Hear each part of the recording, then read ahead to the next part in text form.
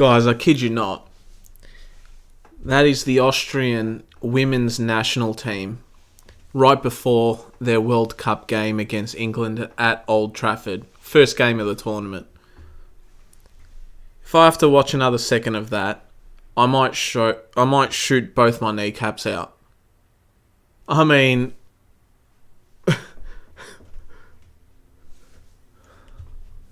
they're lucky I'm not coached, man, because I'm telling you now, if I coached a team, men, women, no matter what, and I saw my players doing that before a World Cup, not even a World Cup, it could be any game. Man, the thoughts in my head.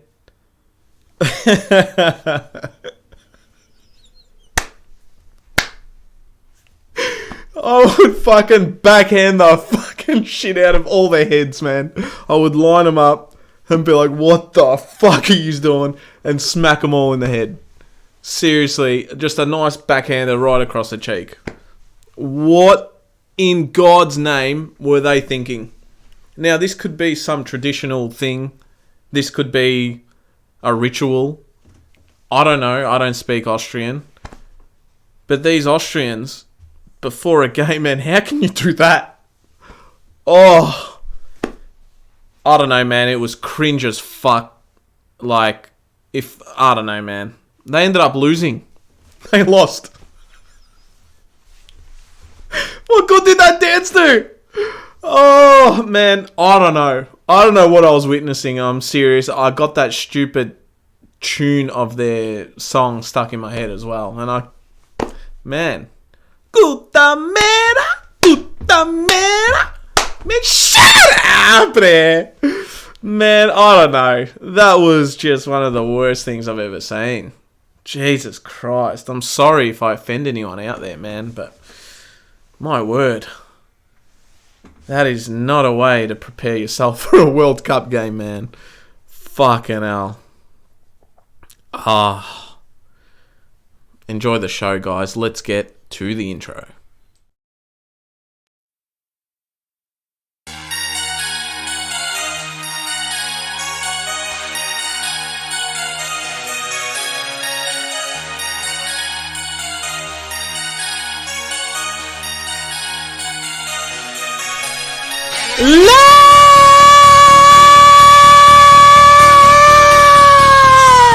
Ladies and gentlemen,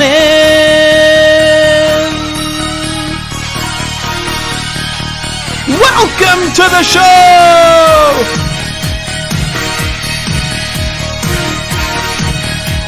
I am your host, Andrew Illy! And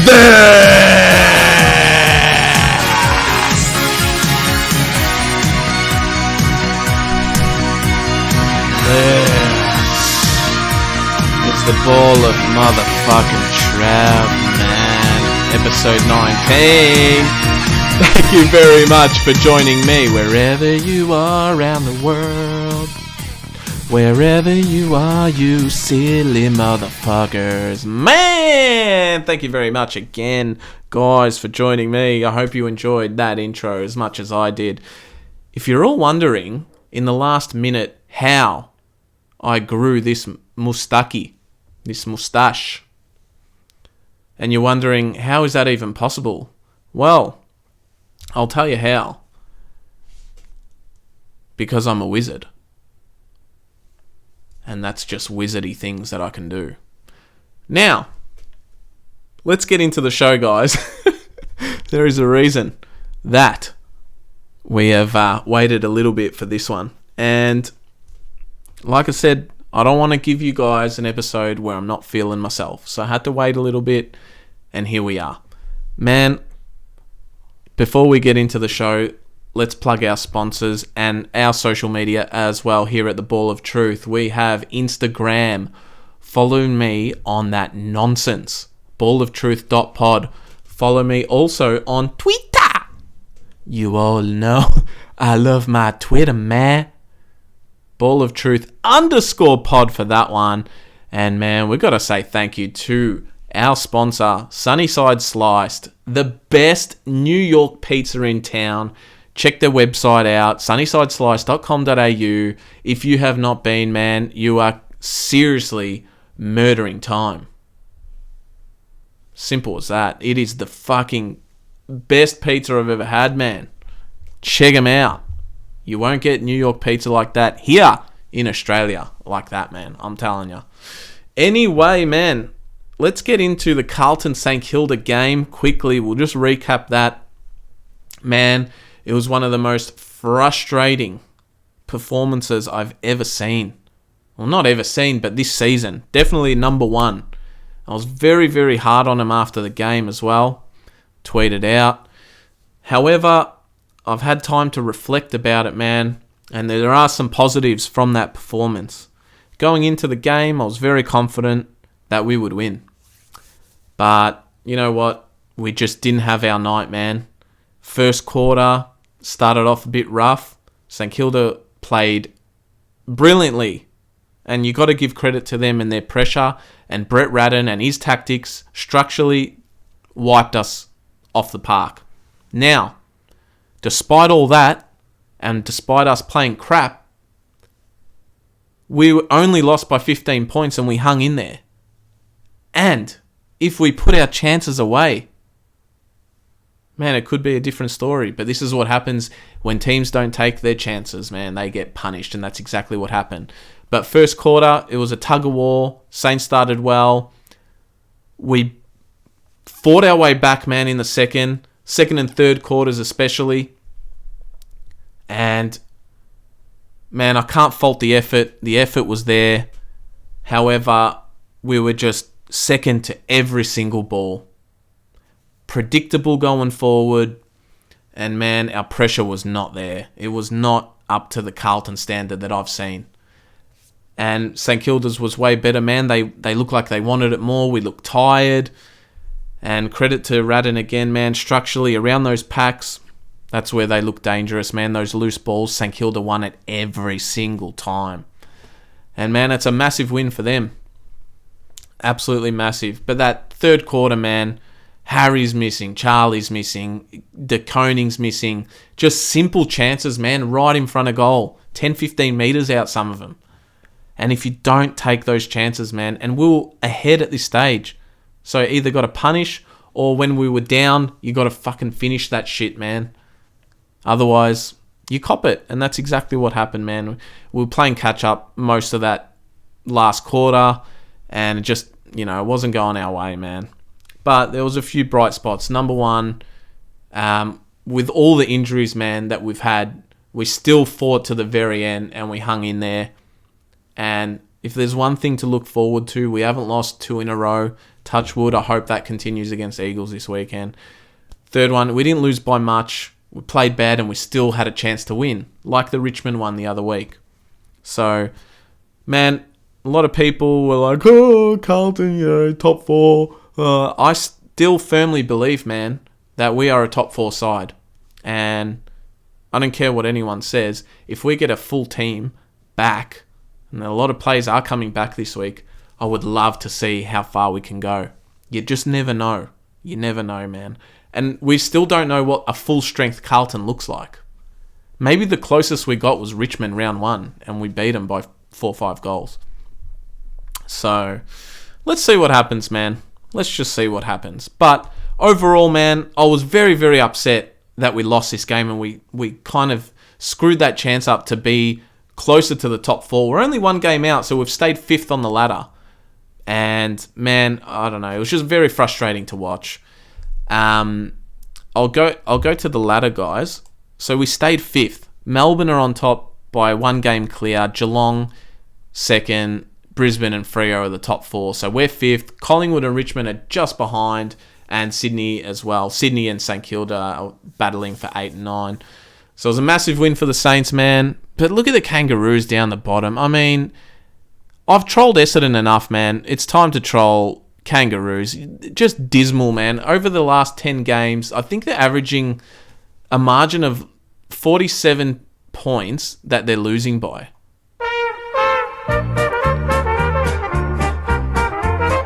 So we'll join in the chorus and sing it one and all. Join in the chorus, North Melbourne, wooden spoon. Good old North Melbourne, they're champions, you'll agree. North Oh, Melbourne is God. the team that plays to win for you and me. No good, Kangas, man. Something's going on there. They are that bad. They're worse than Carlton was in the last 20 years. At least we're trying to make changes, man. I don't know what's going on there. Oh, poor Kangas fans. They wouldn't be happy. They're just absolute trash. So, my votes for the game. Carlton St Kilda. I'll give Walshy 3. He didn't stop working. I'm going to give Motlop 2. He was amazing, man. I forgot to show his goal, but there was one goal that he kicked. Both of them were great. But the second one, man, he fought through about 4 challenges and still finished brilliantly. Very exciting player. And I'll give 1 to Kennedy as well. I thought he had a good game. Man, we got the Eagles game to look forward to. We might get Wiedering back and a few others. Always would be huge to have back because his forward pressure inside 50, and that's where we got killed against St Kilda. It just wasn't there, man, and we really need him. I expect him to come in for Josh Honey, but we'll see what happens there. And maybe Kemp might need to make way for Wiedering because Wiedering, massive return, one of the best defenders in the comp, man. So I'm looking forward to that one. I think we're going to win. Let's do a little preview for this week. Geelong are versus Melbourne tonight, very soon, and I think Geelong are going to get up. They're at home. Sydney Bulldogs, I'm expecting Sydney to win. Collingwood play North. Don't even worry about that. Pies are going to smash them. Gold Coast Richmond's an exciting one, but I think Richmond are too good to get over the line. I'm tipping them. St Kilda Freo, tipping the Sainers. If they play like they did against us, they will beat Freo. Going to be a very good game, that one. Port Adelaide versus Giants. I'm going to go Port Adelaide. They did well against Freo. Unlucky not to win that one in the end. Brisbane will beat Essendon. Kind of an easy game there, I reckon, for them. Even though Essendon just came off a win. Fantastic. But I think Brisbane will comfortably win that one. At the Gabba, actually. Hawthorn will beat Adelaide, I think. And obviously I'm going to tip the Blue Baggers against Eagles late on Sunday night. So, man, looking forward to having these key players back from injury.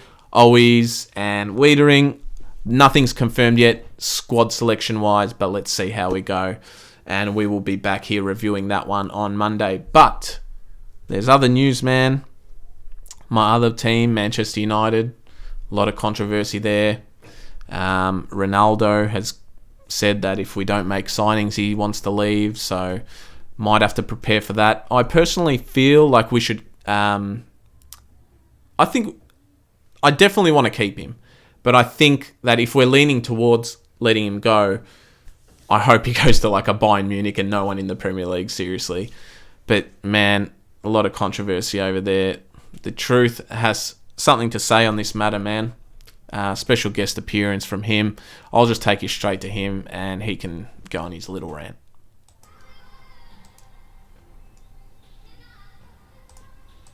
There was news midweek, reports that Ronaldo was leaving United. Now a lot of people, I don't know if they're even people, man, these little fairy bread basement jack-offs on Twitter, twiddling their thumbs, have came out and said, "Huh, Ronaldo's leaving. Ronaldo's leaving, man, ha ha." These little losers are the same people that said Ronaldo is the problem at Man United. Now, if he was the problem, why are you so happy to see him leave? Dumbasses. And to add that one to the list, let's go to Jamie Boy. Let's see what Jamie Boy had to say. He said this: Ronaldo did exactly what I thought he would do, score goals, but make the team worse. The transfer request also kills the idea he turned down Man City because of his love for Man United. Jamie Boy, don't tell me you're like these other little losers You got more brains than that, man. You may be trophyless in the EPL, man, but I know you got some sense in there. I hope you do. Because that was the biggest lie that I've ever seen, man. And like I said, all these little losers twiddling their thumbs, man, saying he makes the team worse, but now they're glad that he's leaving. You're lying to yourself, man. Little dumbasses. Now let's see what happens. But just remember this, Jamie boy. If you want to join those other little dumbasses, man, you got to remember one thing. That I'm the truth.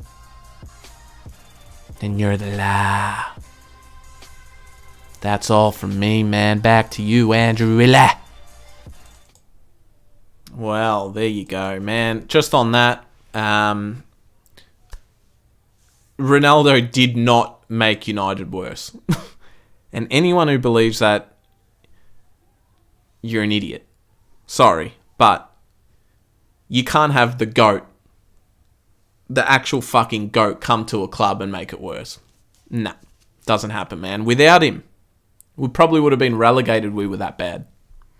Now, he was a top scorer for United. He was only a few behind Salah and Son. And that is for probably the worst Manchester United team in the last 2 decades. Plus. Like, come on. Fucking ludicrous to think he was the problem. Man, it's just simple as that. There's been some signings at United as well. Tyrell Malaysia, or if that's his name, his Dutch name, from Ajax, left back. So giving Luke Shaw some competition will be very interesting to see. Eriksen has apparently agreed terms, so that will be handy to have as another midfield option, because who knows what Bruno's going to be like this season. And we're linked with a few other players, but I'm not getting excited. I hate waking up, man, and checking the news reports and all the websites to know that we've signed no one. I'm sick of it, man. Seriously, every year the same thing. I'm looking forward to Ten Hag and see what he's got available and in store, and his mentality and tactics and structures. Man, the season's only a month away, so it's going to be very exciting. I hope Ronaldo stays. I think he would be so crucial, man. And as long as we get rid of the egotistical players, there won't be any problem. Ronaldo's got... Ronaldo has an ego. Everyone has an ego, right? But man, he's earned his fucking ego. Like, if you want to learn, you learn from him. We've said it on this show before. He's not the fucking problem at United, seriously. In the Champions League as well, he killed it. Man, the guy scored a hat-trick, maybe a couple of hat-tricks last season, and he's 36 years old. Like, come on, man. That is so valuable to have. His knowledge, his experience, and he's the GOAT, man. He's done it everywhere. How can you not have that on your team? Just shows what the other players are made of if they had a problem with it. But anyway, man, that's that. We'll do more episodes on the EPL as it leads into it. We'll do a big preview show as well. And let's just see what happens in the transfer market, man, with all these signings. It's going to be very interesting stuff. But, guys, I think I might leave yous there tonight. And we will be back here next week. Hopefully Monday we can upload episode 20. So there you go. But, man, I love you all. I've had some awesome responses and great feedback. I'm going to keep doing this. And I hope you guys keep enjoying it and getting a laugh out of it. And that's pretty much it, man. I will leave you to it. I love you all. Adios. Goodbye. See you soon.